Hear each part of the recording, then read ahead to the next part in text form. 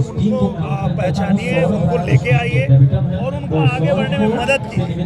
तो हम गांव-गांव से बच्चों को प्रतियोगिता करा के आज हम लोग पुरस्कृत करेंगे और उनको जो है आगे बढ़ने में उनकी मदद करेंगे। बहुत सारे प्रतिभावान खिलाड़ी आजमगढ़ में हैं, अलग अलग क्षेत्र, अलग अलग खेल में, तो उनको हम प्रोत्साहन भी देंगे और आगे बढ़ने के लिए उनको मदद भी करेंगे। तो क्या सर इस प्रतियोगिता का आयोजन आगे भी होता रहेगा क्या? लगातार होता रहेगा, क्योंकि हमारे प्रधानमंत्री जी का कहना है खेलेगा इंडिया तभी आगे बढ़ेगा इंडिया। तो सांसद खेल महोत्सव, खेलो इंडिया, इस तरह से बहुत सारे जो महोत्सव हैं वो लगातार होते रहेंगे आजमगढ़ में। सर समाजवादी पार्टी तमाम दावे कर रही है, रेड जोन में रखा गया है आंतरिक सर्वे में बीजेपी के, तो क्या लगता है भारतीय जनता पार्टी यहाँ 24 में कैसे यहाँ पे? मुझे लगता है कि इसके पीछे सिर्फ एक ही कारण है जिसकी वजह से आजमगढ़ की जनता फिर से कमल खिलाएगी, क्योंकि जब आजमगढ़ की जनता ने सपा के राष्ट्रीय अध्यक्ष को मौका दिया था और वो 3 साल में कुछ नहीं कर पाए और छोड़ के चले गए, तो उनसे बड़ा कौन नेता आएगा जो मेरे 1 साल पे भारी पड़ेगा। बस इतना ही मेरी आजमगढ़ की जनता पूछ रही है। 1 साल में हम लोगों ने जो करके दिखाया आजमगढ़ में, जब राष्ट्रीय अध्यक्ष पे भारी पड़ गया तो अब उसके बाद कौन नेता आएगा यहाँ लड़ने के लिए।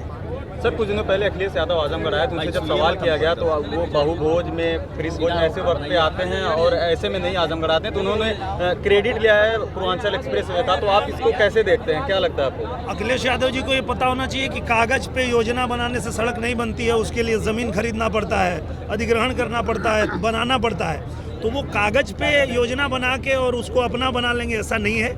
जो धरातल पे उतारे हैं पूज्य महाराज जी, ये सिर्फ और सिर्फ उनकी देन है और आज आजमगढ़ चमक रहा है तो उसी पूर्वांचल एक्सप्रेसवे की देन है।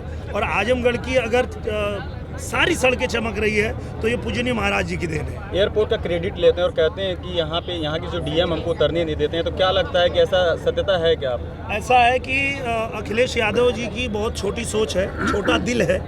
उन्होंने सोचा था कि यहाँ सिर्फ अपने हेलीकॉप्टर उतारने के लिए एयरपोर्ट बनाएंगे। उनको पता ही नहीं था कि यहाँ भारतीय जनता पार्टी आएगी तो अंतर्राष्ट्रीय हवाई अड्डा बनाएगी और यहीं से दुबई की फ्लाइट जाएगी, यहीं से दिल्ली की जाएगी, यहीं से मुंबई की जाएगी। तो अखिलेश यादव जी ने सोचा था कि खाली वही हेलीकॉप्टर से उड़ेंगे, इसीलिए उनको आज तकलीफ हो रही है। ठीक है जी, धन्यवाद। धन्यवाद।